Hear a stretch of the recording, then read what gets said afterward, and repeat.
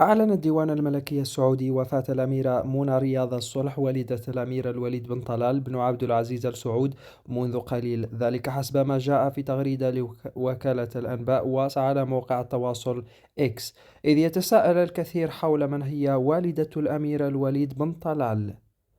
رحلت الأميرة منى الصلح والدة الأمير الوليد بن طلال بن عبد العزيز اليوم في خبر أثار الحزن بالمملكة. وأعلن الديوان الملكي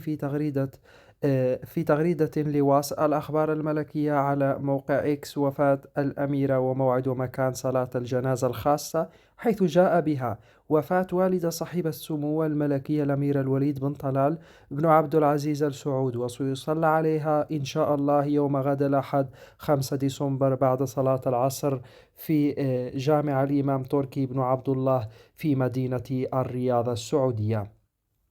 وقدم العديد من الشخصيات البارزة في المجتمع العربي والدولي تعازيهم للأمير الوليد بن طلال وعائلته عبر منصات التواصل